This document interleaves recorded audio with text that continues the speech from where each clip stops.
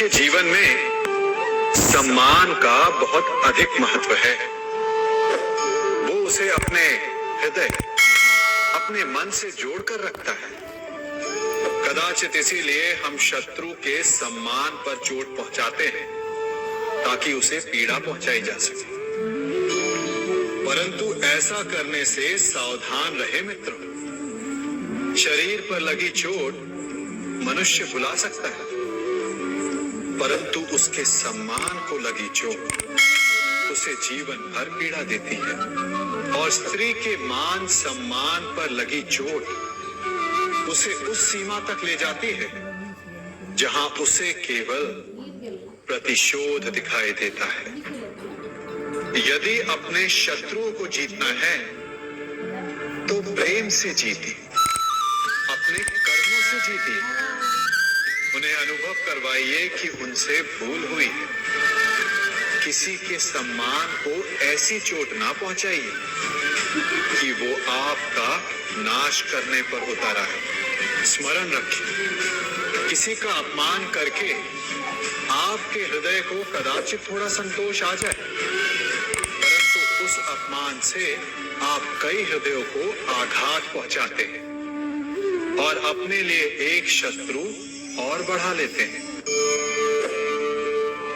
हम सब शीघ्र ही सफलता चाहते हैं, ढेर सारी संपत्ति और सुख चाहते हैं, और ऐसे में कई बार हम छोटे मार्गों का चयन कर लेते हैं। वो मार्ग जिनमें परिश्रम नहीं होता, जिनमें होता है तो केवल छल। नहीं होगा, शांत छोड़ दोगे तो ये मैल अपने आप नीचे चला जाएगा। उसी प्रकार जब हमारे जीवन में कोई समस्या हो, हमारे जीवन में अशांति हो, तो कोई हलचल करने से या संतोष खो देने से हमें उसका हल नहीं मिलेगा। शांत रहकर विचार करोगे तो उसका हल मिलेगा। स्मरण रखिएगा, धीरज और संतोष से, शांति से विचार करोगे तो कितनी भी बड़ी समस्या क्यों ना हो, उसका हल अवश्य निकाल लोगे।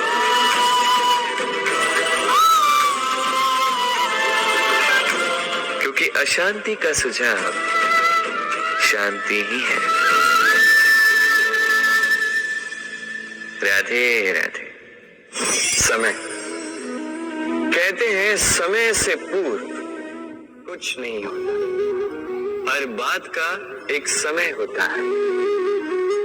समय से पूर्व ना सूर्योदय होता है, ना सूर्यास्त होता है। समय से पूर्व पौधों में ना पुष्प खिलते हैं ना फल। किंतु एक बात सोचिए, यदि वर्षा आने से पूर्व किसान भूमि ना जोते, वो बीज ही ना पिरोए, तो क्या फसल होगी? यदि योद्धा युद्ध से पूर्व अपने शस्त्र ही ना परखे, तो वो युद्ध कैसे लड़ेगा? इसका अर्थ ये, समय आपका जब आना है तब अवश्य आएगा, किंतु तब तक ये महत्वपूर्ण है कि आप स्वयं को उसके लिए सज्ज रखें, क्योंकि ये अवसर, ये शब्द बोलने में जितना छोटा है, ये आता भी उतने छोटे समय के लिए है और फिर निकल जाता है। अब यदि अवसर आपके हाथ आ जाए और यदि आप उसके लिए सज्ज ही ना हो, तो आपको सफलता कैसे मिलेगी? तो आप उचित समय की प्रतीक्षा कीजिए, उस अवसर की प्रतीक्षा कीजिए, किंतु तब तक निरंतर प्रयासों से स्वयं को और सक्षम बनाते रहिए, क्योंकि सफलता आपकी प्रतीक्षा कर रही है। बस उसके लिए सज्ज रहिए। राधे राधे। वाणी मनुष्य को मिली सबसे अद्भुत भेंट। ये वाणी है जो मनुष्य को संसार में सारे अन्य जीवों से भिन्न बनाती है, संसार में सबसे ऊपर ले जाती है। इसी वाणी के कारण हम एक दूसरे से संवाद साध सकते हैं। मैं अपनी मन की भावनाएं किसी से व्यक्त कर सकता हूं, कोई और उसके मन की भावनाएं मुझसे व्यक्त कर सकता है। ये वाणी ही हमारी सबसे बड़ी ढाल भी है। अब देखिए ना, आपने देखा होगा किसी की वाणी मीठी होती है तो लोग उससे प्रेम करते, उसे अपना मित्र बनाते। वहीं किसी की वाणी यदि कड़वी होगी तो लोग उससे घृणा करते, उसे अपना शत्रु मान लेते। ये वाणी ही है जो भाषा बनकर हमारा इतिहास लिखती है। किंतु क्या हम सच में वाणी के विषय में इतना सोचते हैं जितना हमें सोचना चाहिए?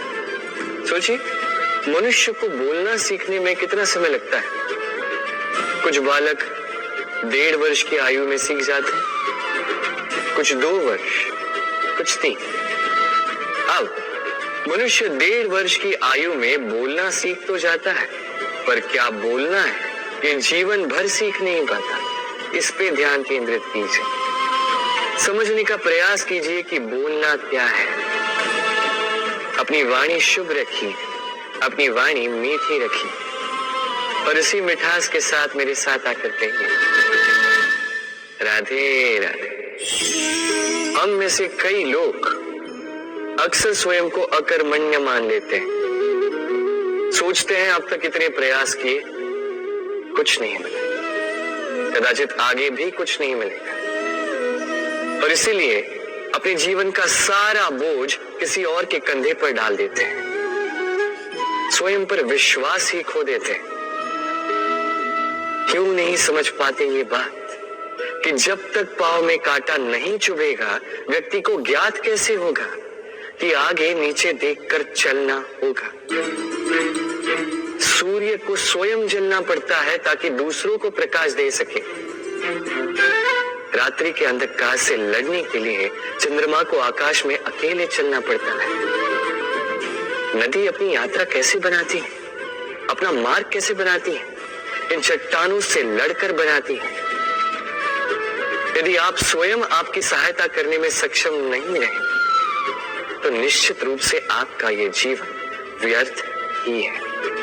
स्मरण रखिएगा, इस संसार में अपने जीवन का भार अपने ही कंधों पर उठाना पड़ता है। दूसरों के कंधों पर केवल शव यात्रा चलती है, और इस संसार में जीवित वही है जो आत्मनिर्भर है।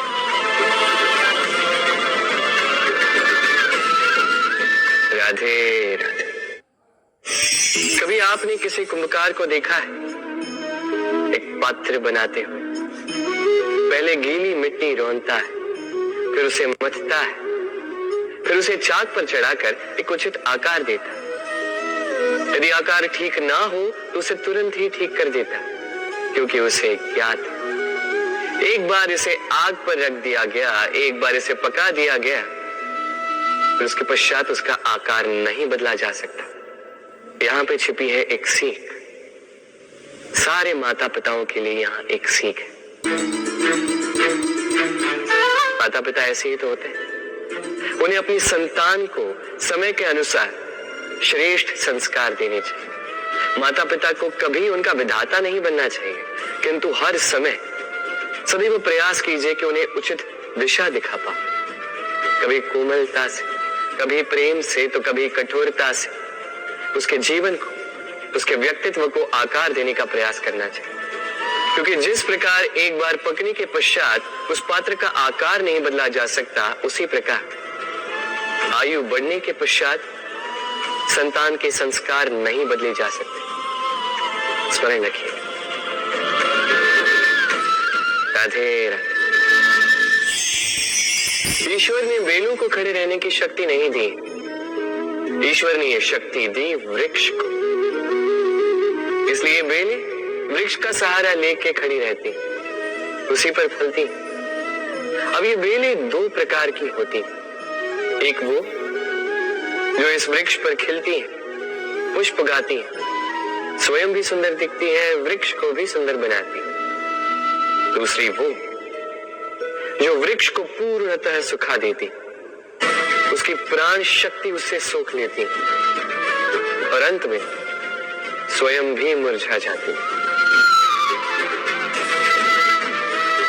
स्मरण रखिए, यदि कोई व्यक्ति सदैव आपके साथ खड़ा रहा, सदैव आपका संबल बनकर रहा, सदैव उसने आपकी सहायता की, और यदि आप उसके साथ चलकर